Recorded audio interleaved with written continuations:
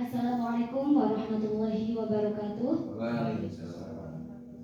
Bismillahirrahmanirrahim. Alhamdulillahirabbil alamin. Wa bihi nasta'inu ala umuri dunya waddin. Wassalatu wassalamu ala asrofil anbiya'i wal mursalin sayyidina wa maulana Muhammadin wa ala alihi washabbihi ajma'in. Amma ba'du.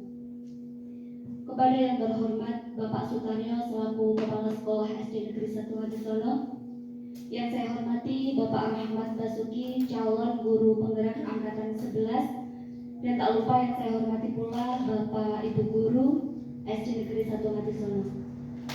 Marilah kita panjatkan puji syukur kehadirat Allah Subhanahu wa Ta'ala karena rahmat dan hidayahnya sehingga kita dapat berkumpul pada siang hari ini, hari Selasa, tanggal 20 Agustus tahun 2024 tanpa halangan suatu apapun dalam acara diseminasi budaya positif. Salawat serta salam senantiasa tercurah kepada junjungan kita Nabi Muhammad SAW, Nabiullah Uswatun Hasanah yang senantiasa kita nantikan syafaatnya di dunia hadal akhirat. Bapak dan Ibu Guru, sebelum acara dimulai, izinkan saya untuk membacakan susunan acara pada kesempatan siang hari ini. Susunan yang pertama yaitu adalah pembukaan, yang kedua adalah menyanyikan lagu Indonesia Raya, yang ketiga adalah sambutan, yang keempat inti, yang kelima lain-lain, dan yang keenam adalah penutup. Memasuki acara yang pertama yaitu pembukaan, marilah kita buka acara pada siang hari ini dengan bacaan basmalah bersama-sama. Bismillahirrahmanirrahim. Acara selanjutnya yaitu menyanyikan lagu Indonesia Raya. Kepada Bapak dan Ibu Guru diharap untuk tertib.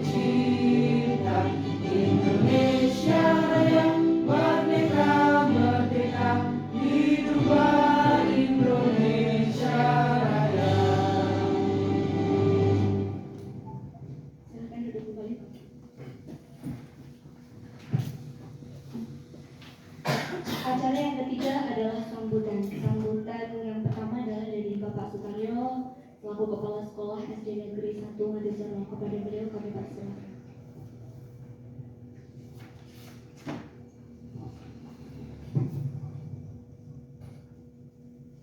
Terima kasih Bu Dia selaku pembawa acara. Assalamualaikum warahmatullahi wabarakatuh.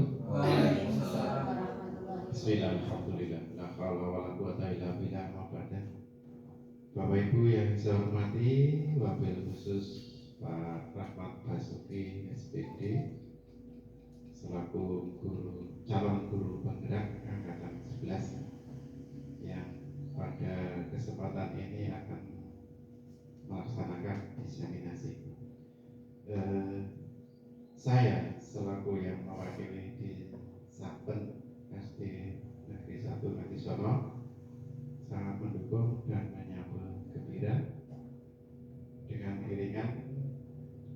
Semoga kegiatan Pak Rahmat dari awal sampai akhir termasuk hari ini lancar dan endingnya sesuai tepat waktu, sesuai dengan schedule yang mungkin sudah disusun. Begitu.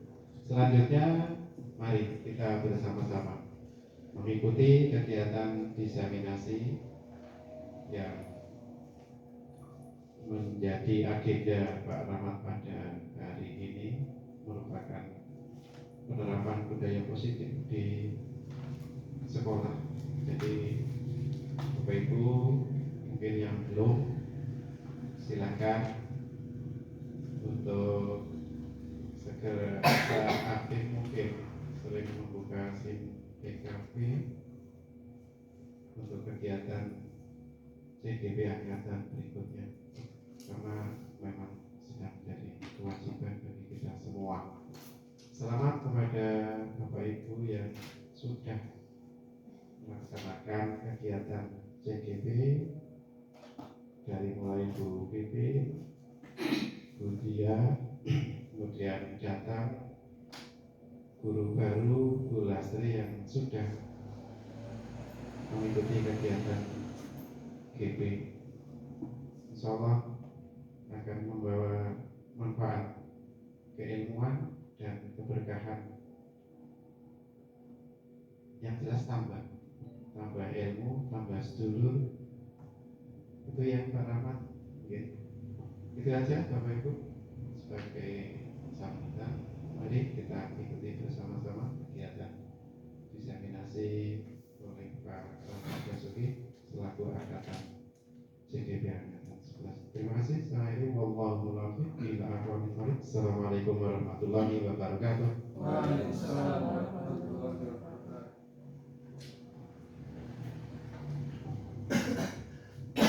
Demikian sambutan dari Bapak Sutaryo. Kepada beliau saya ucapkan terima kasih.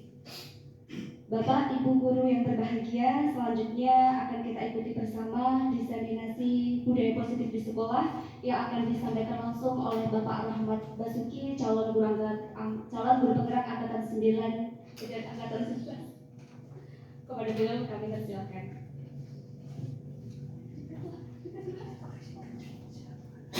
Baik, terima kasih Bu Siti Rodiah. Assalamualaikum warahmatullahi wabarakatuh. Yang kami hormati Bapak Kepala Sekolah SD Negeri 1 Ngatisono, Bapak Sutaryo. Yang terhormat Bapak Ibu rekan-rekan guru SD Negeri 1 Ngatisono. Pertama-tama marilah kita panjatkan puji syukur kehadirat Allah Tuhan Yang Maha Esa yang telah melimpahkan rahmat serta hidayahnya kepada kita semua, sehingga pada hari ini Selasa 20 Agustus 2024 kita dipertemukan di ruang kantor SD Negeri 1 Ngatisono dalam rangka diseminasi untuk tugas modul 1.4 CGP saya tanpa ada halangan suatu apapun. Amin. Bapak Ibu yang berbahagia, yang selanjutnya ingin saya sampaikan terima kasih kepada Bapak Ibu di tengah-tengah kesibukan panjenengan semua melaksanakan tugas dan kewajiban, bersedia menyempatkan diri untuk mengikuti acara saya. Mudah-mudahan nanti acara pada hari ini bisa berjalan lancar dan memberikan manfaat tentunya untuk kita serta untuk anak didik kita di SD Negeri 1 Ngatisono. Amin. Bapak Ibu yang berbahagia, mengawali acara ini saya ingin bertanya kepada panjenengan semua, apa kabar kita hari ini Bapak Ibu? Alhamdulillah ya, luar biasa dan tentunya Allahu Akbar, luar biasa. Ini menjadi clue tersendiri untuk SD 1 Ngatisono. Bapak Ibu selalu sehat, mudah-mudahan selalu dalam lindungan Allah Subhanahu wa Ta'ala. Amin. Langsung saja Bapak Ibu, izinkan saya Rahmat Basuki, CGP angkatan 11 Seperti yang disampaikan oleh pembawa acara tadi, perlu saya sampaikan bahwa saya angkatan 10, tetapi karena terparkir di angkatan 10, saya harus melaksanakan kewajiban pendidikan di angkatan 11. Ini tidak mengapa, karena memang sudah menjadi kewajiban saya untuk melaksanakan pendidikan. Saya mohon doa restu kepada Bapak Ibu semua, mudah-mudahan dalam rangka saya melaksanakan pendidikan, termasuk salah satunya agenda hari ini dan seterusnya, diberikan kesehatan, keselamatan, dan kewarasan tentunya. Amin. Nah, Bapak Ibu, untuk mengawali acara diseminasi pada pagi hari ini, pada siang hari ini, biar tidak sepaneng ya Bapak Ibu, kita ice breaking sebentar biar kita lebih fresh nanti dalam melaksanakan kegiatan hari ini. Boleh saya dibantu Bapak Ibu untuk berdiri, kita ice breaking sebentar. Untuk ice breakingnya kita simpel saja. Saya ingin tahu apakah panjenengan semua ini masih fokus untuk melaksanakan kegiatan hari ini atau tidak. Jadi nanti ada clue panjang dan pendek. Kita tidak usah pakai musik ya. Kita ada clue panjang dan pendek dengan ukuran panjang tangan dan pendeknya tangan. Jadi kalau pendek nanti panjenengan melebarkan tangannya. Nah ini pendek. Oke, kalau panjang segini. Nah, contoh pendek berarti panjang. Oke. Kebalikannya Pak. Oke, jadi kalau pendek itu kita memanjang tangannya, kalau panjang tangannya kita memendek gitu. Ya, kalah-kalah. Oke. Oke, Bapak Ibu sudah siap, oke? Kita dengan nyanyian, saya nyanyi kalau biar Bapak Ibu tahu kalau suara saya merdu gitu ya. Siap Bapak Ibu ya? Panjang, panjang, pendek, pendek, pendek, panjang, panjang ke panjang, panjang ke pendek, salah la la la la la la la la la. Oke baik, tepuk tangan untuk kita semua Bapak Ibu. Ya luar biasa. Ternyata moga panjenengan bisa duduk kembali. Ternyata Bapak Ibu setelah melaksanakan kegiatan hari ini di jam yang sudah siang, Bapak Ibu masih fokusnya masih luar biasa. Jadi saya terima kasih, mudah-mudahan nanti dalam mengikuti kegiatan yang saya kemas ini bisa maksimal dan tentunya mendapatkan manfaat dari kegiatan ini. Itu ya Bapak Ibu.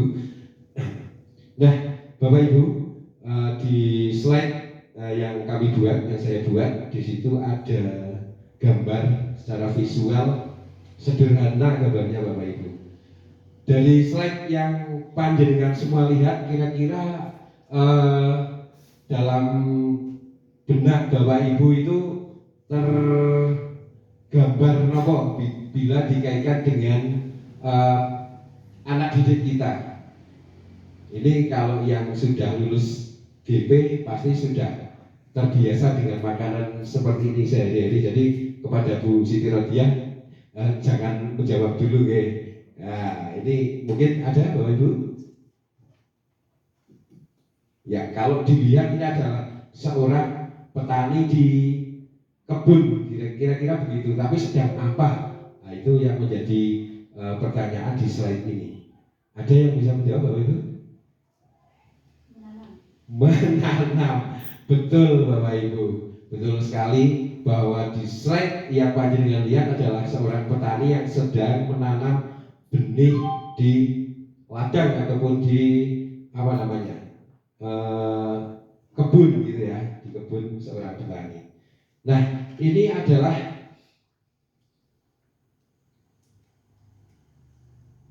slide-nya mati. Jadi Bapak Ibu, ini adalah seorang petani yang sedang menanam benih-benih di ladang atau di kebunnya.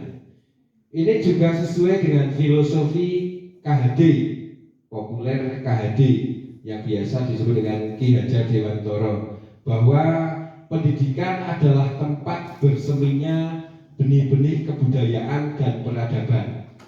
Jadi tempat untuk menanamkan dan menebalkan budi pekerti yang baik serta menghilangkan perilaku tidak baik dan menjaga anak dari pengaruh luar yang negatif, Bapak Ibu. Jadi kita di sini sebagai seorang pendidik itu diibaratkan seorang petani yang menanam benih-benih di kebun, seperti halnya kita gulawentah ya, kita menjaga kemudian menuntun anak didik kita dari awal sampai nanti menemukan rahmatnya atau kebahagiaannya. Ibaratnya itu seperti itu, Bapak Ibu. Jadi monggo mindset kita sebagai seorang pendidik, belajarlah dari seorang petani menuntun dari awal sampai akhir anak meraih kebahagiaannya. Nah, hari ini Bapak Ibu saya melaksanakan diseminasi penerapan budaya positif di sekolah.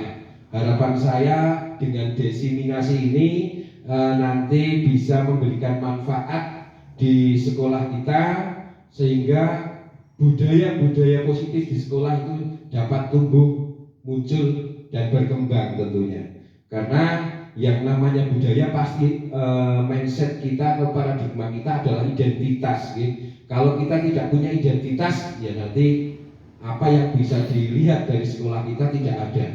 Makanya kita harus selalu menumbuhkan budaya positif sebagai identitas kita di sekolah yang kita cintai ini, Bapak Ibu.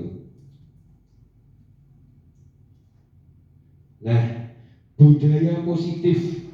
Kalau kita bicara budaya positif, maka ini sama halnya dengan perwujudan dari nilai-nilai atau keyakinan universal yang diterapkan di sekolah. Oke.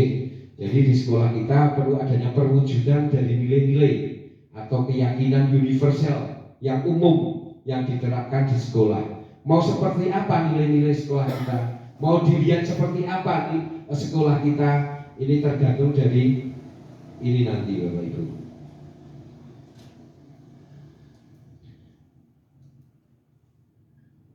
Nah, ini Bapak Ibu seperti yang saya sampaikan tadi di awal, bahwa ibaratnya kita adalah seorang petani. Dijelaskan juga sebagai filosofi Ki Hajar Dewantara bahwa guru adalah pamong, yang berarti menjaga, memberi teladan, membina, mendidik anak dengan penuh kasih dan sayang.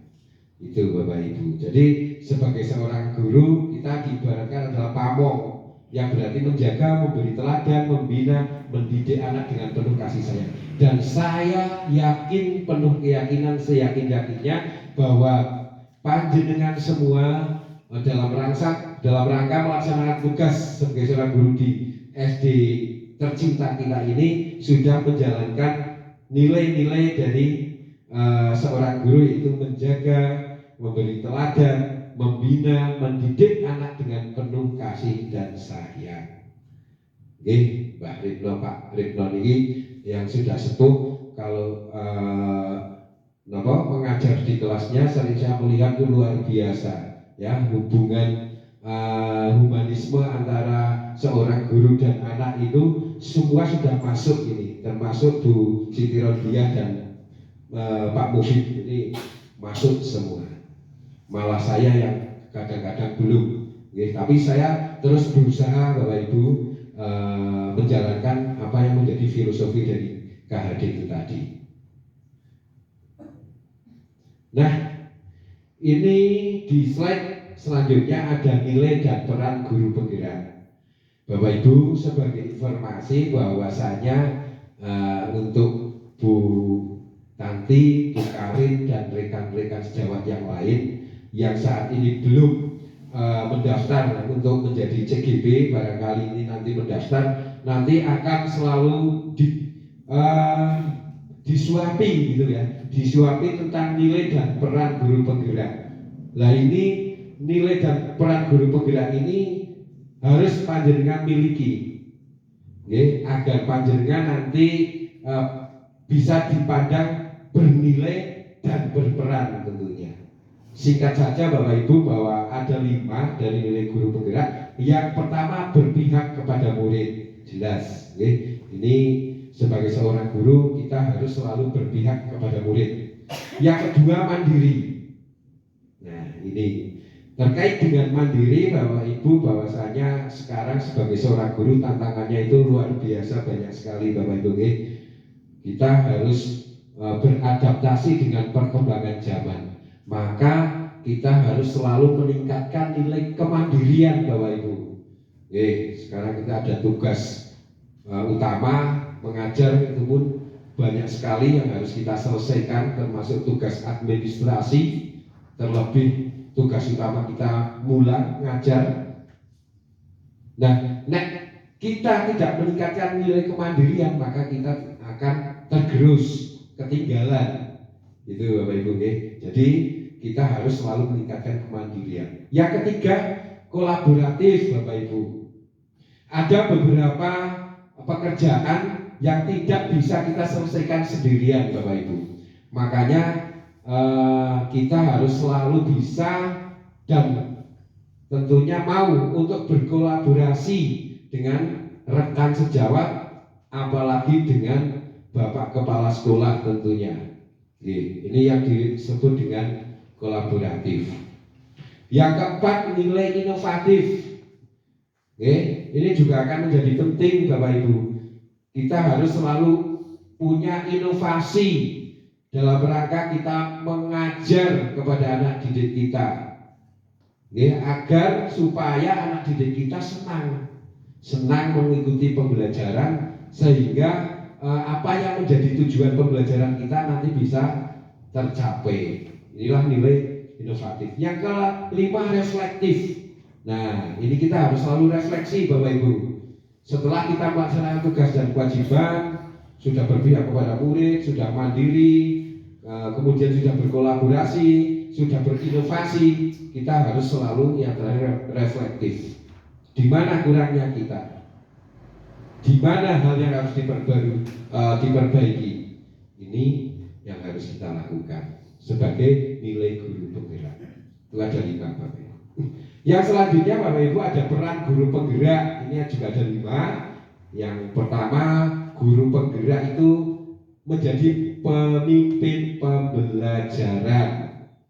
Leadershipnya pembelajaran itu guru penggerak. Yang saat sekarang ini sedang saya lakukan sebagai CGP, dan alhamdulillah teman kita beberapa sudah jadi GP, Bu Dia, kemudian Bu Vivin dan Bu Lastri. Saya berdoa kepada Bapak Ibu semua yang belum nanti mendaftar menjadi CGP, agar supaya nanti ini bisa kita katakan menjadi pemimpin pembelajaran. Ini peran yang pertama. Yang kedua, menjadi coach bagi guru lain atau pelatih, makanya itu coach. Dan saat sekarang ini saya diseminasi juga tidak terlepas dari coaching dari rekan guru sejawat yang sudah lulus GP. Alhamdulillah, saya terima kasih kepada rekan-rekan semua yang sudah mensupport. Nah, ini indikator bahwasanya peran guru penggerak adalah peran yang kedua ini Bapak Ibu, menjadi coach. Yang ketiga, mendorong kolaborasi. Nah, ini juga akan menjadi penting ketika Bapak Ibu tidak bisa menyelesaikan tugas sendiri, maka kita harus selalu berkolaborasi biar tidak berat, karena beban berat akan menjadi ringan kalau dipikul bersama Bapak Ibu. Jadi selalu Bapak Ibu hendaknya berkolaborasi dengan rekan sejawat, terlebih dengan Bapak Kepala Sekolah, gitu. Yang keempat, mewujudkan kepemimpinan murid. Nah, ini juga penting Bapak Ibu. Ketika kita sudah berperan di poin 1, 2, 3, maka akan terwujud kepemimpinan kepada murid. Jelas Bapak Ibu, tidak perlu saya perlebar. Kita ke peran yang kelima, menggerakkan komunitas praktisi. Nah, kalau kita bicara komunitas praktisi Bapak Ibu, tanpa kita sadari bahwa kita sebenarnya sudah punya komunitas, tetapi kadang kita tidak tertuang dalam sebuah wadah yang napa nggih bahasane niku yang definitif ngeten Pak nggih Mbak Menawi. Kadang kita ngobrol tugas kita sudah selesai belum?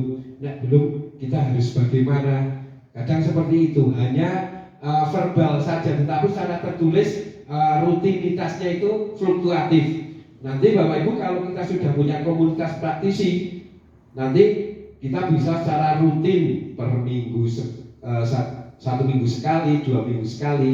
Nah, itu nanti bisa menjadi memudahkan kita berkomunikasi dan menyelesaikan tugas-tugas secara administratif atau yang lain. Itu yang disebut komunitas praktisi.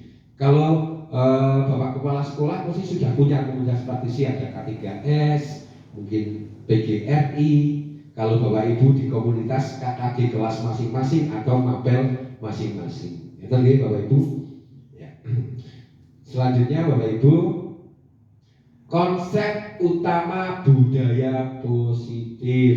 Nah, ada 7 Bapak Ibu. Yang pertama perubahan paradigma belajar. Nah, paradigma atau cara pandang. Sekarang kalau paradigma atau cara pandang belajar kita masih stagnan atau jalan di tempat, tidak ada salahnya kalau bagaimana cara ke depan kita belajar lebih meningkat lagi sehingga terjadi ini Bapak Ibu yang namanya perubahan. Ini penting. Kalau kita hanya stagnan, ya kita jalan di tempat saja untuk pembelajaran kita tidak akan ada peningkatan. Tapi kalau kita berani untuk keluar dari zona zaman untuk meningkatkan pembelajaran, maka akan terjadi yang namanya perubahan. Oke. Yang kedua adalah disiplin positif. Nah, Bapak Ibu, untuk disiplin positif tidak perlu saya sampaikan karena Bapak Ibu juga sudah sadar betul di sekolah kita sudah ada tata tertib, kemudian ada aturan baik itu kepada siswa ataupun kita, dan Bapak Ibu sudah paham betul, tidak perlu saya sampaikan di sini. Yang ketiga, motivasi perilaku manusia.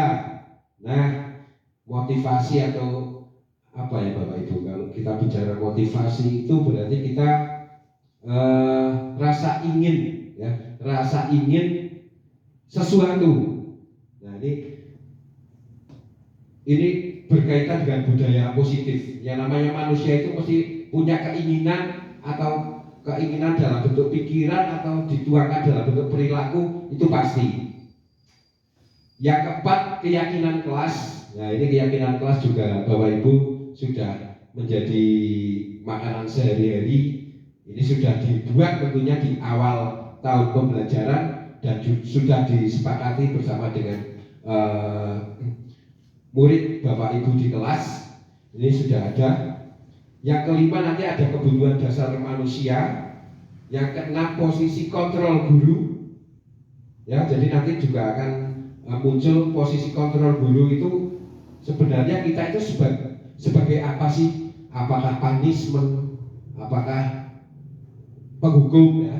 Punishment itu penghukum atau kita yang lain-lain untuk memberi reward misalnya, nanti akan kita jelaskan Bapak Ibu.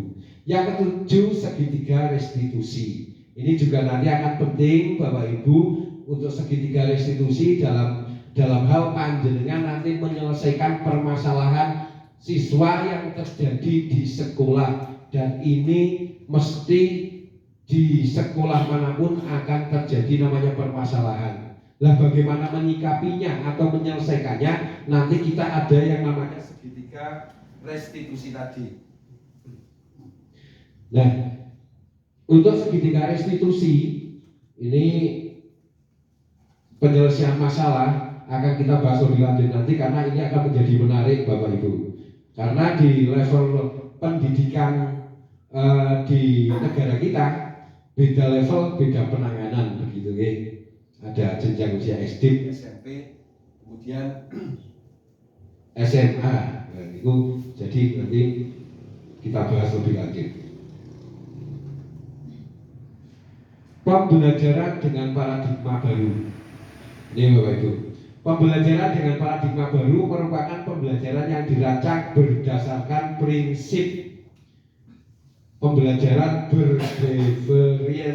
berdiferensiasi, sehingga para peserta didik belajar sesuai kebutuhannya berdasarkan tahap perkembangan untuk mewujudkan nilai-nilai kebajikan profil pelajar Pancasila. Dan ini pembelajaran dengan paradigma baru merupakan pembelajaran yang dirancang berdasarkan prinsip pembelajaran berdiferensiasi. Lagi-lagi kita ketemu ini ya Bapak Ibu Guru. Jadi ini memang pembelajaran berdiferensiasi sedang gencar-gencarnya digalakkan karena ini memang program pemerintah, sehingga dengan pembelajaran yang berdiferensiasi nanti akan ini muncul 6 berapa ini Bapak Ibu? 6 ya, dimensi profil pelajar Pancasila. Ada beriman, berkebinekaan global, gotong royong, kreatif, bernalar tulis, dan mandiri. Nah, Bapak Ibu, dari apa yang saya sampaikan tadi akan muncul pertanyaan refleksi ini. Nih Bapak Ibu. Yang pertama, apakah memberikan hukuman dapat mendisiplinkan murid? Yang pertama. Yang kedua, apakah dengan memberikan penghargaan dapat meningkatkan motivasi murid? Ini pertanyaan. Yang pertama, dengan hukuman apakah dapat mendisiplinkan? Ya, punishment. Dengan reward atau penghargaan dapat meningkatkan motivasi murid? Bapak Ibu? Nah, ini Anda dan teman Anda akan melakukan kegiatan cobalah buka. Anda adalah A. Tugas Anda adalah mengepalkan tangan, salah satu tangan Anda. Jadi ada 2 orang ini, tokoh ya, A dan B. Kemudian Anda bayangkan bahwa Anda menyimpan sesuatu yang berharga di dalam kepala tangan Anda. Anda juga perlu menjaga benda tersebut sekuat tenaga, karena begitu pentingnya untuk kehidupan Anda. Nah, tugas rekan Anda yang B mencoba dengan segala cara untuk membuka kepala tangan Anda. Teman Anda B boleh membujuk, menghardik, mengintimidasi, memarahi, menggoda, mengkritik, bahkan menawari dengan uang agar bersedia membuka kepala tangannya. Ini Bapak Ibu. Kira-kira siapa yang akan bertahan? Apakah A atau B? A punya keinginan, ibaratkan saja Bapak Ibu, bahwa genggaman dari tangan Anda adalah sebuah impian dari Anda, tapi juga menjadi impian orang lain. Kemudian yang orang lain tadi mencoba membuka tangan Anda dengan berbagai cara, apa dengan dipaksa atau dengan menghardik, menawari gratifikasi ya tadi, dengan uang dan sebagainya. Inilah satu keinginan Bapak Ibu yang harus dipertahankan oleh seseorang, tidak dengan cara apapun bisa diberikan kepada orang lain. Ini adalah kegiatan. Nanti panjenengan di kira-kira mawon, kita next saja. Nah, Bapak Ibu, di sini juga ada miskonsepsi teori kontrol. Perubahan paradigma teori kontrol oleh Dr. William Glasser. Yang pertama, ilusi guru mengontrol murid. Yang kedua, ilusi bahwa semua penguatan efektif dan bermanfaat.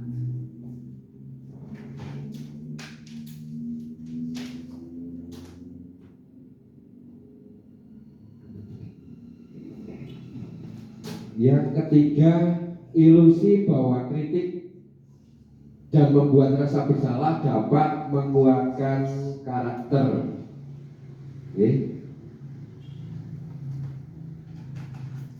Disiplin positif. Nah, Bapak Ibu kalau bicara disiplin, di situ akan muncul pertanyaan sebenarnya apa makna diselipin, Bapak Ibu? Kira-kira apa, Bapak Ibu? Kadang kita menyuruh anak untuk kamu harus disiplin, kamu harus begini, kamu harus begitu. Tetapi makna sebenarnya dari disiplin itu apa, Bapak Ibu?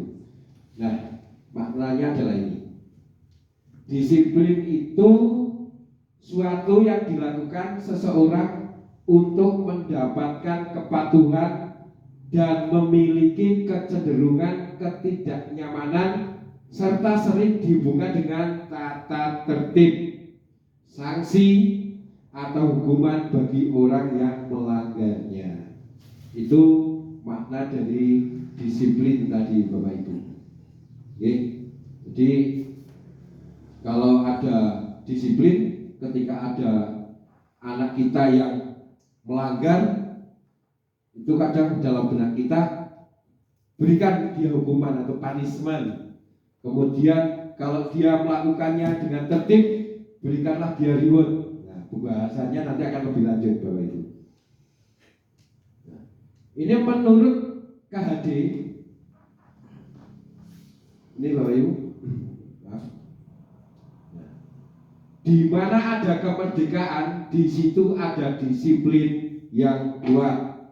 Ini untuk dapat menciptakan murid yang merdeka, syarat utamanya adalah harus ada disiplin yang kuat. Nah, Bapak Ibu, ini di tengah digembor-gemborkannya merdeka belajar, maka Bapak Ibu dituntut harus ada yang namanya Nah, ini harus ada yang namanya disiplin dalam proses memerdekakan anak didik kita. Ini Bapak Ibu. Nah, kemudian ada lagi di sini menurut bacanya nomor ini bukan bahasa Inggris agak kurang ini. Diane Gosen gitu ya. Diane Gosen. Disiplina itu sama dengan belajar.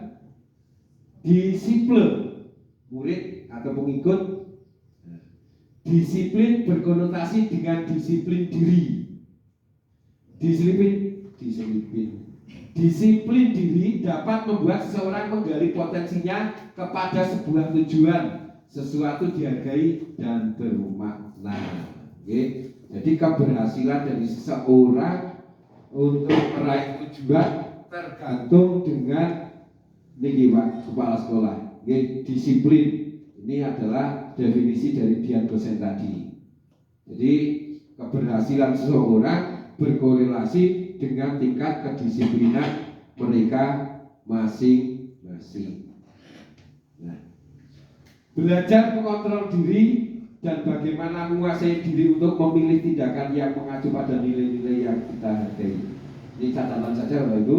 Jadi kita belajar mengontrol diri dan bagaimana menguasai diri untuk memilih tindakan yang mengacu pada nilai-nilai yang kita hargai. Next, Bapak Ibu. Motivasi perilaku manusia. Oke, ini ada. Pernahkah Bapak Ibu melakukan sesuatu karena dorongan manusia? Misal ingin mendapatkan pujian, hadiah, atau bahkan uang, Bapak Ibu? Kalau Bapak Ibu enggak, karena kalau Bu dia itu bilangnya nanti riak gitu. Tapi mau tidak mau harus saya jujur katakan bahwa pernah, pasti pernah. Oke. Siapakah dia? Rahmat. Misalnya, ini dulu waktu kita kecil lah ya. Kalau sekarang karena ada bahasa riak harus kita hindari yang namanya itu. Tetapi pasti dalam diri seorang manusia itu pernah melakukan sesuatu karena dorongan manusia. Ya, saya ingin melakukan A karena Budia misalnya. Saya ingin melakukan B karena Pak Mufid. Saya ingin melakukan C karena dorongan Pak Kabudem misalnya. Contoh saja ya. Misal ingin mendapatkan pujian, Pak Ahmad ganteng sekali, terima kasih misalnya. Kemudian hadiah, benar ya Mas Bufit, misalnya pengen melakukan sesuatu karena pengen diberi hadiah, benar. Itulah sifat dasar dari manusia. Ya. Atau bahkan uang, ya itu pasti karena itu sifat dasar manusia. Nah, motivasi perilaku manusia menurut Dian Gosen itu ada 3. Yang pertama, menghindari rasa ketidaknyamanan atau guman. Ini adalah faktor eksternal. Ya, misalnya anak didik kita menghindari rasa ketidaknyamanan, misalnya contoh kecil saja Bapak Ibu, ketika di upacara rutin hari Senin mereka datang tepat waktu berseragam lengkap, itu karena mereka menghindari ini Bapak Ibu yang namanya hukuman. Ini motivasi eksternal. Ini. Yang kedua, untuk mendapatkan imbalan dari orang lain. Ini juga motivasi eksternal juga. Ya, misalnya anak didik kita menang di suatu lomba, dan mereka juga ingin mendapatkan imbalan dari orang lain. Imbalannya walaupun hanya sekedar selamat kamu hebat, ya, selamat kamu sudah menang, tidak usahamu sudah luar biasa. Ini reward yang kita berikan karena mereka apa Bapak Ibu? Karena mereka ingin mendapatkan imbalan dari orang lain. Ini faktor eksternal. Nah, yang ketiga ini dia adalah menghargai diri sendiri. Ini faktor intrinsik atau dari dalam diri kita sendiri. Kalau Buddha mengatakan itu tidak sia-sia dilahirkan jadi manusia gitu kan. Jadi manusia yang berguna untuk orang lain. Ini bentuk menghargai diri sendiri. Ini adalah motivasi intrinsik. Gitu, Bapak Ibu. Next, Bapak Ibu, hukuman, konsekuensi, restitusi. Nah, ini akan menjadi menarik Bapak Ibu untuk kita bahas. Hukuman atau punishment, konsekuensi, kemudian restitusi. Pengertiannya apa, kemudian apa yang mau dibahas. Next Bapak Ibu, ini hukuman adalah sesuatu yang menyakitkan. Suatu yang menyakitkan perlu terjadi dan sifatnya mendadak. Ini hukuman. Oke. Sesuatu yang menyakitkan. Pak Mufid kalau dihukum pasti menyakitkan ya. Kalau teringat masa kecil dulu. Konsekuensi, sesuatu yang telah disepakati bersama dan pelanggar dibuat tidak nyaman untuk sementara. Pasti kita sudah konsekuen.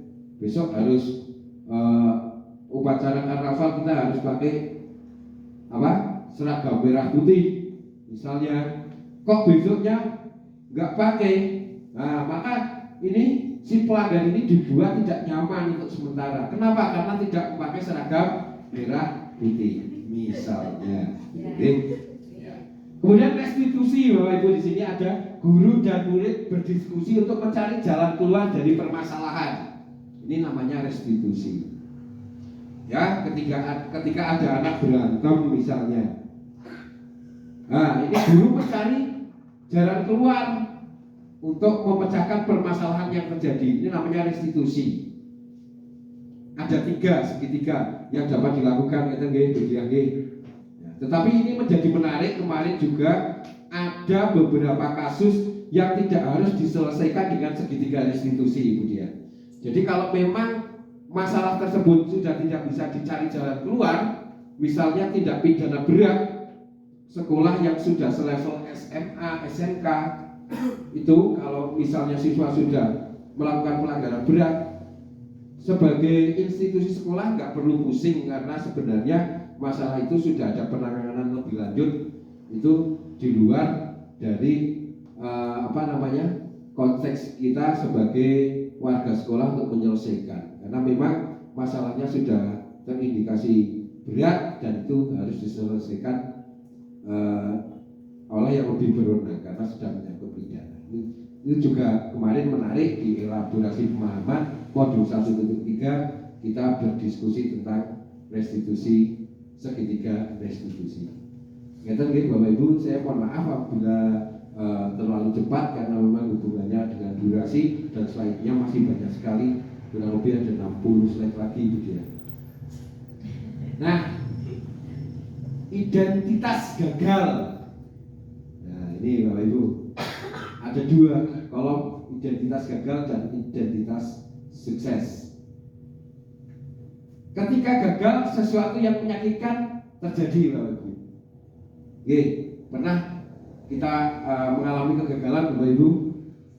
Pernah, sering ya, termasuk saya juga pernah. Tapi kita harus selalu bangkit Bapak Ibu, bahwa gagal itu adalah kesuksesan yang tertunda.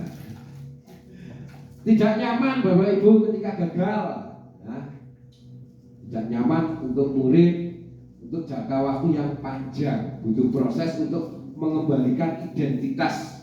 Bahasanya mengembalikan identitas sebagai murid ketika terjadi mengalami kegagalan, maka butuh jangka waktu yang panjang. Nah, harapannya mendapatkan keadilan itu pasti. Murid atau anak akan tersakiti. Kira-kira Bapak Ibu ketika membina anak terus anaknya gagal, sadar atau tidak bahwa murid tersebut akan tersakiti? Sadar nih. Nah, nanti bagaimana kita mengembalikan kepercayaan diri murid setelah gagal. Nah, ini kadang perilaku pasif agresif meningkat. Ya, dua hal, perilaku pasif dan agresif. Kalau sangat pasif berarti dia sangat down. Kalau dia sangat agresif meningkat berarti dia ingin mengembalikan kepercayaan dirinya. Nih, sistem tidak akan berjalan bila murid tidak takut. Ya, jadi sistem nggak akan jalan karena nggak ada yang ditakuti. Lost goal gitu bahasanya. Next, berlaku hanya pada sebuah institusi, tidak berlanjut pada kehidupan nyata. Peraturannya adalah kamu harus gitu. Ketika terjadi peraturan yang seperti ini Bapak Ibu, dengan redaksi kalimat kamu harus, kamu gak boleh, kamu ini gimana toh? Nah, maka murid akan benci yang namanya peraturan ini. Nah, identitas sukses sekarang Bapak Ibu, disiplin, konsekuensi dan restitusi. Sesuatu harus terjadi. Indikatornya tidak nyaman untuk murid untuk jangka waktu yang pendek. Kalau tadi hukuman, ini gagal itu untuk waktu yang lama. Ini hukuman.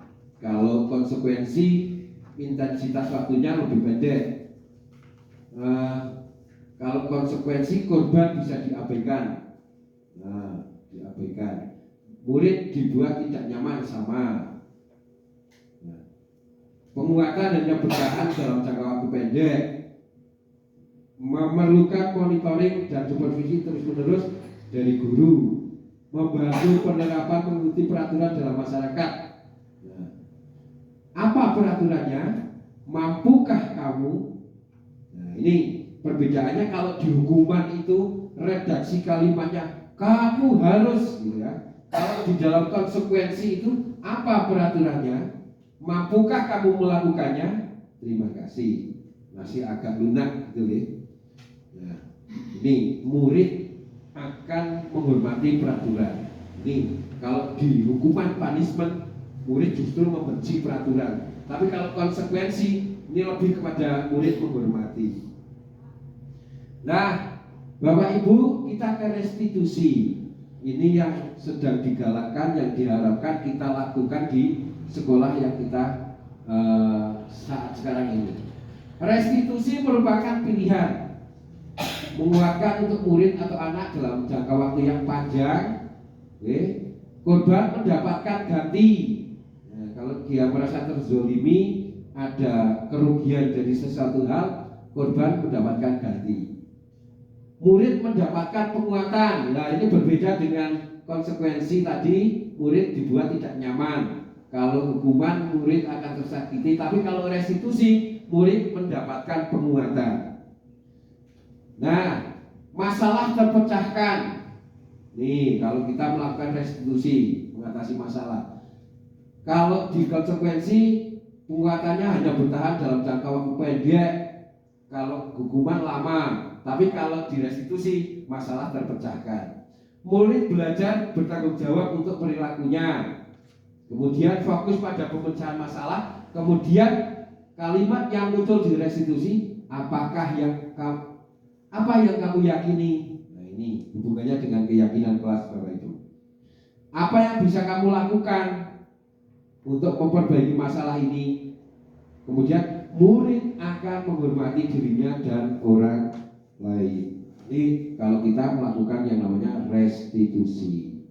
Oke, jadi sepakat Bapak Ibu di sekolah kita dalam rangka pemecahan masalah kita menggunakan yang namanya restitusi, segitiga restitusi, bukan lagi ke hukuman dan konsekuensi. Ini Bapak Ibu ada hukuman dan konsekuensi. Ada contoh kasus, saya bacakan saja. Iva kurang menguasai pelajaran matematika sehingga pada saat pelajaran tersebut berlangsung dia lebih banyak diam atau menggambar di buku pelajarannya. Pada saat guru matematikanya Pak Seno menanyakan pertanyaan, Iva menjadi gugup dan tak sengaja menjatuhkan tasnya dari kursi, serta tiba-tiba menjadi gagap pada saat berupaya menjawab. Seluruh kelas pun tertawa melihat perilaku Iva yang bicara tergagap dan terkejut tersebut. Pak Seno pada saat itu membiarkan teman-teman Iva menertawakan Iva yang tergagap dan malu luar biasa, dan malahan minta Iva untuk maju ke depan dan berdiri di depan kelas sambil menunjuk hidungnya karena tidak bisa menjawab pertanyaan Pak Seno. Kelas semakin gaduh dan anak-anak pun tertawa melihat Iva di depan kelas memegang ujung hidungnya. Kira-kira dari peristiwa ini bisa dipahami bahwa ini lebih kepada punishment ketika tidak bisa menjawab, kemudian disuruh maju, memegang hidung. Ini secara tidak langsung ada yang namanya punishment dan juga mungkin pembulian nih. Ini hukuman dan konsekuensi. Ini tidak boleh dilakukan, Bapak. Nah ini, apakah Anda setuju dengan tindakan Pak Seno terhadap Iva? Mengapa? Menurut Anda tindakan Pak Seno terhadap Iva adalah sebuah hukuman atau konsekuensi? Mengapa? Kira-kira Bapak Ibu ada yang bisa menjawab? Ya, jadi langsung saja nih Bapak Ibu. Ini, nah, maaf, kita pecahkan dulu ini. Jadi untuk Pak Seno tadi lebih kepada hukuman, setuju ya? Karena anak ketika tidak bisa menjawab langsung disuruh maju, kemudian disuruh pegang hidung, kemudian kelas semakin gaduh, pembelajaran semakin tidak kondusif. Nah ini apa yang dilakukan Pak Seno ini pasti panjenengan tidak setuju, tidak setuju, karena lebih kepada bullying. Selanjutnya ke kasus selanjutnya.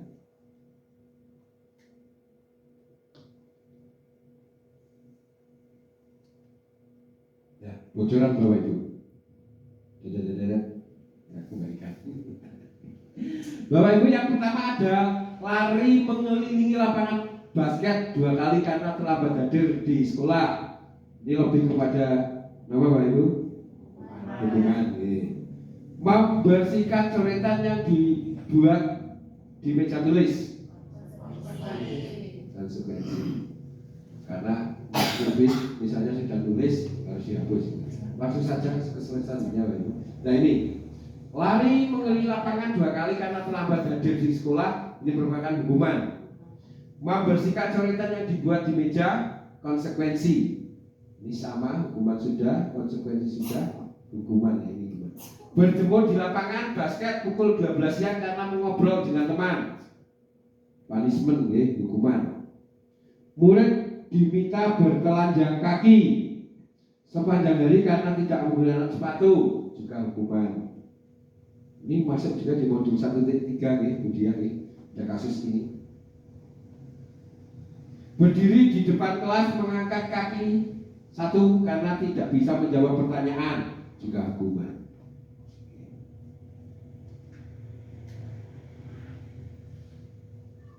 Dihukum oleh penghargaan.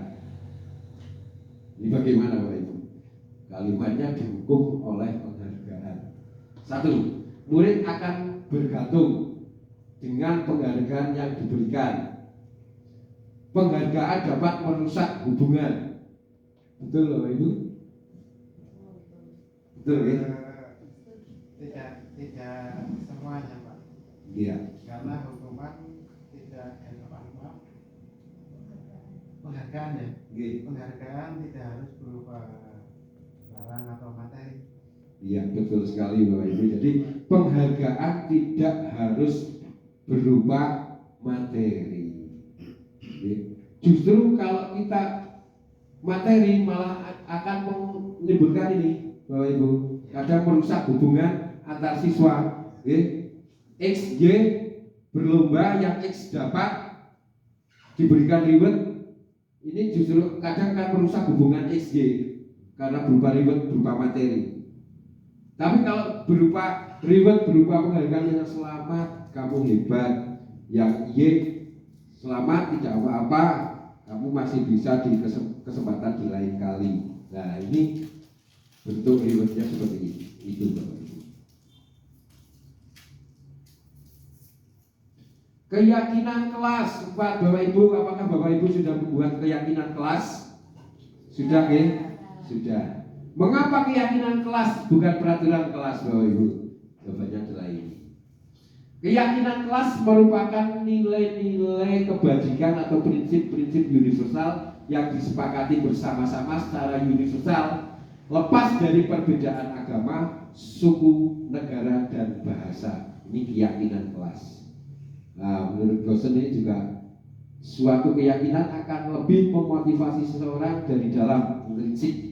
Seseorang akan lebih bersemangat untuk menjalankan keyakinannya daripada hanya mengikuti peraturan. Ini Bapak Ibu bedanya peraturan dengan keyakinan kelas. Next. Nah, ini budaya positif dari ini. Kalau peraturan ini cakupannya lebih kecil, lebih kecil peraturan. Keyakinan agak luas, lingkungan positif, yang endingnya adalah budaya positif. Ini cakupannya lebih luas Bapak Ibu. Jadi kita harus senantiasa membuat budaya positif di sekolah kita. Nah, pembuatan keyakinan kelas yang sudah Bapak Ibu laksanakan itu memuat ini Bapak Ibu, berupa pernyataan yang universal, yang umum, ya apa yang harus diyakini di sebuah kelas. Nih. Kemudian dibuat dalam bentuk kalimat positif, ya kalimatnya positif yang baik-baik, tidak terlalu banyak, mudah dipahami, ya membuat keyakinan kelasnya bertulisan kata-kata sidik mawon tapi mudah dipahami. Semua warga kelas ikut berkontribusi dalam pembuatan. Jadi pastikan Bapak Ibu dalam membuat yang namanya keyakinan kelas, semua warga kelas tahu dan berkontribusi, bukan sekedar ya atau bahasa Jawa ini gengge bukan kepanggih gitu. Kalau ini Bapak Ibu sudah paham, saya next saja.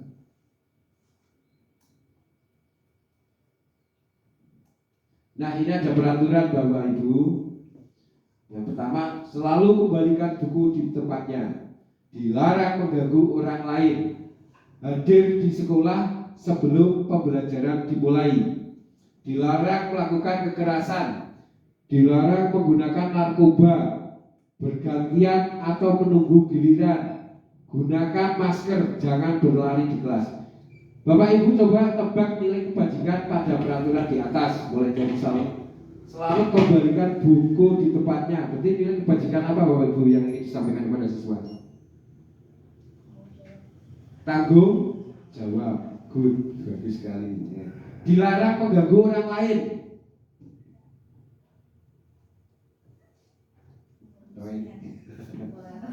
langsung ya. Jadi yang pertama selalu kembalikan buku di tempatnya. Nilai kebajikan yang ingin disampaikan adalah rasa tanggung jawab. Kemudian dilarang mengganggu orang lain. Ini nilai kebajikannya adalah menghormati. Yang ketiga, hadir di sekolah sebelum pembelajaran dimulai. Menghormati, disiplin juga bisa, menghormati, disiplin juga bisa karena hubungannya dengan tepat waktu. Dilarang melakukan kekerasan. Nilai kebajikannya apa Bapak Ibu? Keselamatan. Kenapa kalau melakukan kekerasan ini keselamatan juga apa ya? Orang tua menyekolahkan anak di sekolah pasti yang pertama selain ingin mendapatkan pelayanan yang maksimal dari satuan pendidikan, juga ini akan sangat penting Bapak Ibu, keselamatan. Pastikan anak-anak kita bersekolah itu selamat, nyaman dan aman. Next, dilarang menggunakan narkoba. Nilai kebajikannya adalah kesehatan karena narkoba akan merusak kesehatan. Bergantian atau menunggu giliran, ini menghormati. Next, selanjutnya. Nah, yang kelima Bapak Ibu akan kita bahas yang namanya kebutuhan dasar manusia. Kebutuhan dasar manusia itu ada ini Bapak Ibu: penguasaan, kesenangan, kebebasan, freedom, kasih sayang dan rasa diterima, bertahan hidup atau survive. Nah, Bapak Ibu apakah sudah dapat semua ini sebagai manusia yang sudah dewasa, sudah ketua gudeg sudah 60 tahun pasti sudah mendapatkan 5 ini. 5 kebutuhan dasar manusia sudah dapat.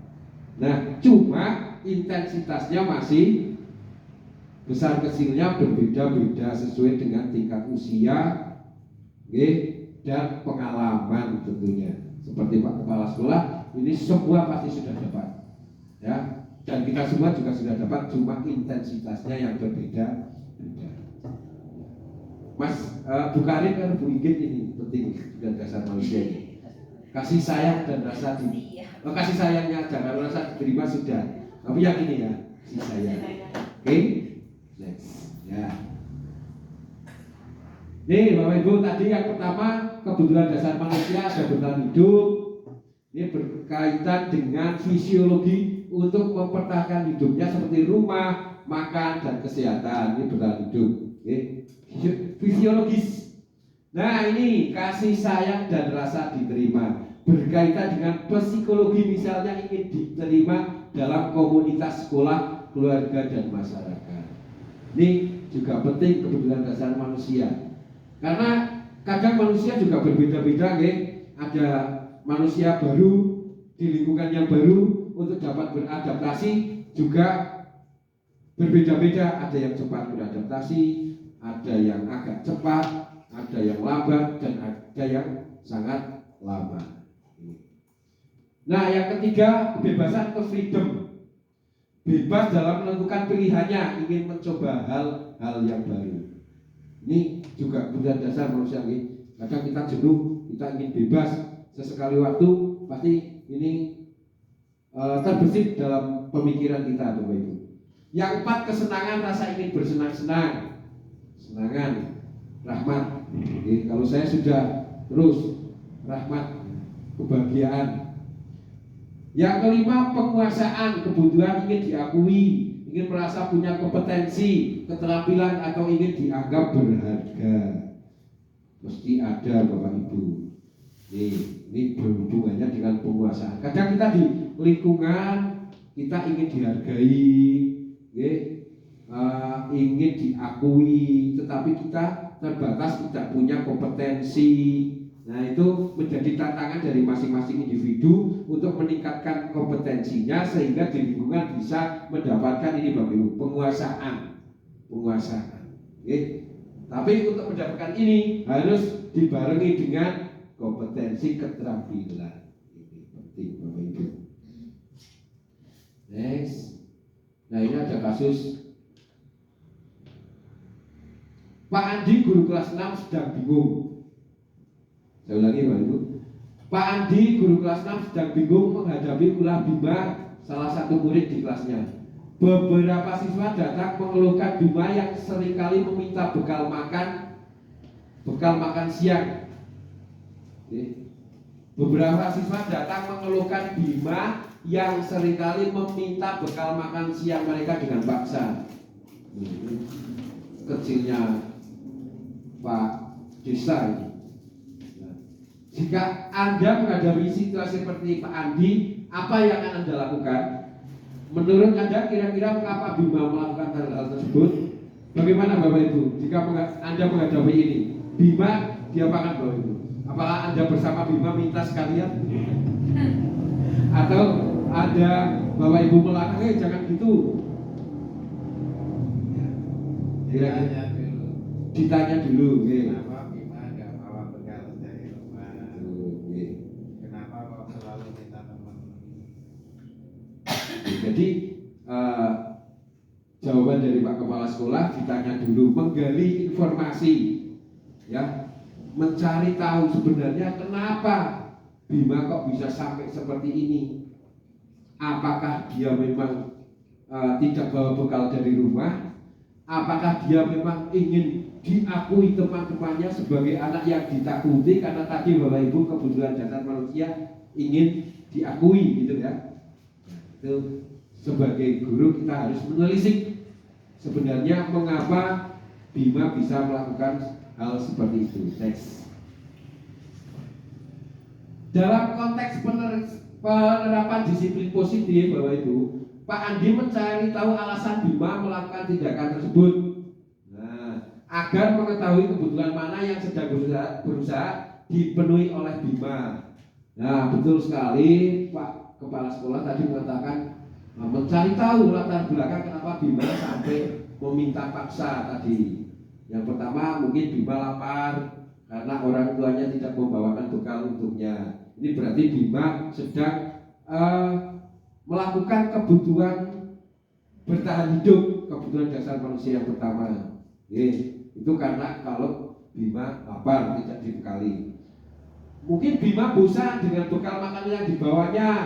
Nah, dia berarti ingin kebebasan, ya, kebebasan tidak serta-merta selalu makan bekal yang dikasihkan oleh orang tuanya saja. Ingin mencoba hal baru yang dimiliki teman. Ini hubungannya dengan kebebasan.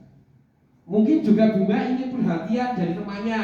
Ini berarti Bima perlu kurang cinta dan kasih sayang. Kebutuhan dasar manusia yang ketiga. Selanjutnya Bima hanya iseng. Ini karena dia ingin mendapatkan kesenangan. Atau mungkin Bima hanya ingin merasa hebat. Nah, ini penguasaan tadi, pengakuan dari temannya. Oke. Nah, Bapak Ibu, sampai ke 6 posisi kontrol guru. Ini posisi kontrol guru itu ada sebagai penghukum, ada pembuat merasa bersalah, ada teman, ada pemantau, dan juga ada manajer. Bentuknya seperti apa sebenarnya sih ketika Bapak Ibu dikatakan sebagai seorang penghukum? Seperti apa sih ketika Bapak Ibu dikatakan sebagai posisi kontrol untuk sebagai teman? Nah, ini Bapak Ibu. Ini Bapak Ibu. Ketika Bapak Ibu dikatakan sebagai posisi kontrol penghukum, itu guru ini berbuat menghadik. Nih. Menunjuk-nunjuk, menyakiti, menyindir. Itu perbuatan yang dikeluarkan, yang diperlihatkan oleh seorang guru. Kemudian perkataannya, contohnya adalah ini. Kalau kamu tidak melakukannya, awas ya, rasakno. Mantap ini. Ya, itu penghukum. Hasilnya apa Bapak Ibu? Hasilnya anak akan memberontak. Oke. Kemudian kaitannya dengan dunia pendidikan, murid meletakkan guru di luar dunia berkualitas.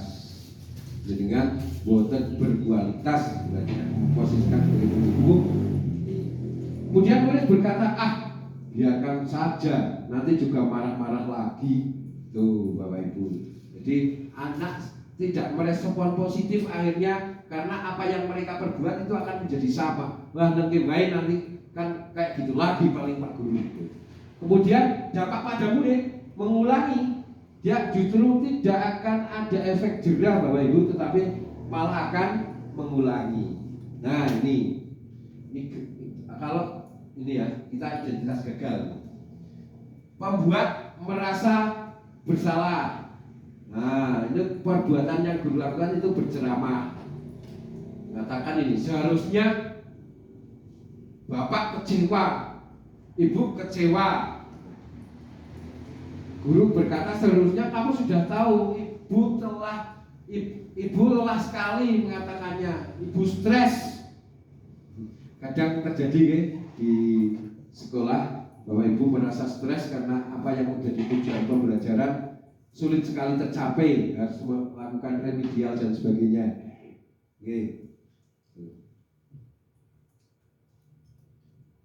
Kemudian ada lagi Bapak Ibu posisi sebagai teman. Nah, ini identitas nih. Membuatkan alasan-alasan untuk muridnya. Contoh guru sebagai kontrol, sebagai teman itu akan mengatakan seperti ini Bapak Ibu. Ayolah lakukan demi ibu, ayolah lakukan demi bapak. Masa kamu tidak mau? Ingat tidak ibu pernah berkata apa gitu? Ingat tidak bapak pernah bantu kamu?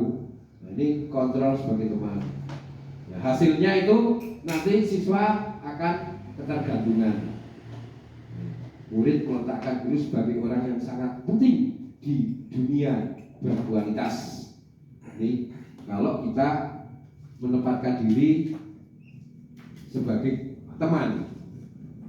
Kemudian nih sebagai pemantau itu guru akan berbuat menghitung dan mengatur, menghitung dan mengukur. Kemudian guru apa yang akan dikatakan sebagai pemantau? Apa peraturannya? Kamu ingat tidak peraturannya bagaimana? Ini pemantau. Kemudian hasilnya murid akan menyesuaikan diri bila sedang diawasi dan seterusnya pada akhirnya murid akan menitik beratkan pada sanksi atau hadiah untuk dirinya. Ini posisi pemantau. Next Bapak Ibu, guru sebagai control manager. Ini itu guru akan berbuat mengajukan pertanyaan-pertanyaan. Nah, bentuknya seperti apa Bapak Ibu?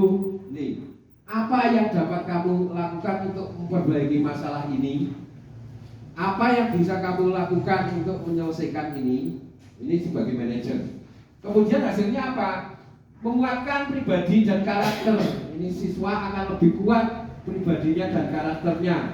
Nah, kemudian kaitannya dengan dunia pendidikan, ini murid meletakkan dirinya sebagai individu yang positif dalam dunia berkualitas. Nah, lalu murid kita akan berkata apa Bapak Ibu ketika kita sudah meletakkan diri kita sebagai posisi manajer? Mereka akan berkata, bagaimana caranya saya memperbaiki keadaan Pak? Bagaimana saya memperbaiki kesalahan saya Pak? Kalau misalnya kepada barang, bagaimana saya akan mengganti barang yang saya rusak Bapak? Tuh. Jadi ketika kita berdiri sebagai control manager, itu hasilnya akan lebih positif. Dan dampak pada murid, justru murid akan mengevaluasi diri endingnya Bapak Ibu. Nah, posisi kontrol guru. Saya kecewa sekali dengan kamu. Siapa yang mengatakan kamu selalu salah saja dan seterusnya dan seterusnya. Itu next saja. Nah, ketika kita mengatakan saya kecewa sekali dengan kamu, Ini posisi kontrol seorang guru pembuat merasa bersalah. Saya kecewa sekali dengan kamu, Nak. Ini pembuat merasa bersalah. Kamu selalu saja salah. Langsung ini, berarti dia dalam kapasitas sebagai penghukum. Kemudian ayo lakukan demi ibu. Ini teman, ya. Kemudian apakah kamu mendapatkan stiker bintang hari ini? Ini berarti bapak ibu sedang memantau murid bapak ibu. Apakah memastikan anaknya mendapatkan bintang untuk hari ini? Bagaimana kamu bisa melakukan kesalahan ini? Ini manajer. Ketika ada pertanyaan bagaimana, anak akan berpikir ketika melakukan kesalahan apa? Saya salahnya di mana? Kemudian saya harus melakukan apa? Ya, bagaimana saya menyelesaikannya? Nah, ini pemantau sebagai manajer. Kamu selalu yang paling terakhir. Langsung itu berarti majleb. Terakhir mengumpulkan tugas, terakhir mengerjakan tugas. Ini sebagai penghukum. Nah, ini ada contoh kasus lagi. Kita next saja Bapak Ibu. Nah, terakhir Bapak Ibu ada namanya segitiga restitusi.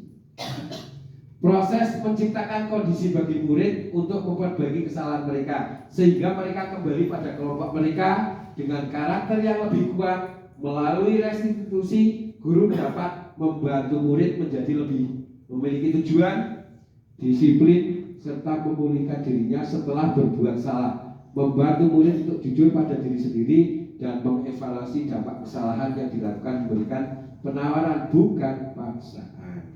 Ini tiga restitusi. Nah, ini Bapak Ibu, ketika terjadi permasalahan di sekolah, kita pemecahan masalahnya menggunakan yang namanya langkah segitiga restitusi. Yang pertama, validasi tindakan yang salah. Divalidkan Bapak Ibu, tindakan yang salah itu yang mana? Nah, kemudian kita lihat siswa kita. Ketika mereka melakukan salah, kita harus stabilkan identitas mereka agar mereka tidak terlalu down gitu. Kemudian yang selanjutnya menanyakan keyakinan. Apakah kesalahan dari mereka itu berkorelasi dengan keyakinan yang kita buat atau tidak? Itu akan menjadi penting Bapak Ibu. Ini namanya segitiga restitusi. Ini ada video Bapak Ibu, karena durasi saya next penerapan segitiga restitusi. Nah, kesimpulannya Bapak Ibu, saya baik lagi Bapak Ibu ke restitusi. Mohon maaf karena ini adalah langkah yang harus kita lakukan ketika kita menemukan permasalahan di sekolah kita. Ini penting Bapak Ibu. Jadi segitiga restitusi itu penting untuk memecahkan suatu masalah. Anak mendapatkan pemecahan dari masalah yang mereka alami.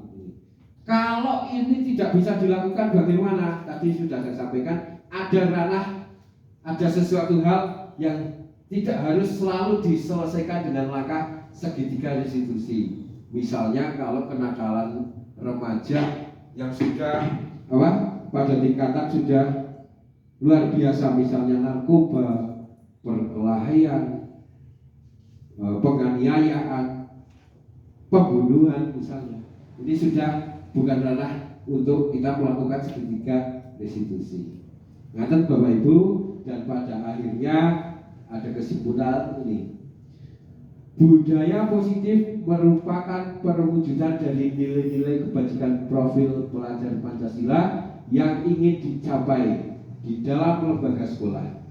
Untuk mewujudkannya, kita perlu memberikan teladan dan contoh secara kontinu kepada peserta didik dan juga berkolaborasi dengan seluruh warga sekolah. Budaya positif dapat terwujud dengan menetapkan sikap disiplin positif. Untuk dapat mewujudkan sikap disiplin positif, kita harus memunculkan motivasi secara intrinsik kepada murid. Ini misal dengan membuat keyakinan kelas. Jadi Bapak Ibu, untuk mewujudkan budaya positif, ayo mari kita gali potensi budaya positif dari intrinsik murid-murid kita yang berasal dari diri murid-murid kita. Dan hal yang dapat dilakukan seorang guru untuk memunculkan motivasi intrinsiknya adalah dengan mengetahui kebutuhan dasar manusia. Tadi Bapak Ibu ada 5 kebutuhan dasar manusia, sehingga kita dapat membantu murid sesuai kebutuhannya. Oke, karena kebutuhan murid berbeda-beda. Sama atau beda Bapak Ibu? Beda ya, kebutuhan murid. Dan kita dapat memposisikan diri kita sebagai posisi control manager nih Bapak Ibu, yang dapat menerapkan segitiga restitusi, penyelesaian masalah yang dapat membuat kita kuat karakternya sehingga tidak akan mengulangi kesalahannya. Itu inti desiminasi kita pada hari ini Bapak Ibu. Intinya adalah itu. Nah, ini sudah selesai Bapak Ibu. Mungkin itu yang dapat saya sampaikan kepada Bapak Ibu semua. Dari awal sampai akhir, sudah barang tentu saya banyak kesalahan, kekeliruan, saya mohon maaf. Saya sekali lagi terima kasih kepada Bapak Kepala Sekolah dan rekan-rekan semua yang hari ini sudah memfasilitasi saya untuk melaksanakan desiminasi budaya positif di sekolah. Saya akhiri, bila taufiq wal hidayah. Assalamualaikum warahmatullahi wabarakatuh.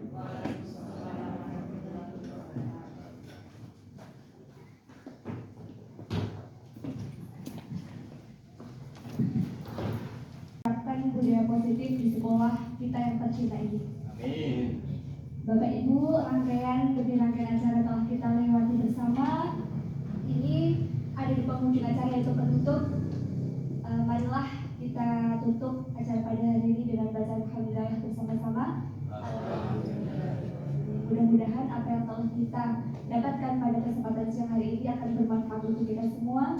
Saya pembawa acara dari awal sampai akhir, tentu banyak kesalahan dalam kata-kata dan mohon maaf yang sebesar-besarnya. Saya akhiri. Wassalamualaikum warahmatullahi wabarakatuh.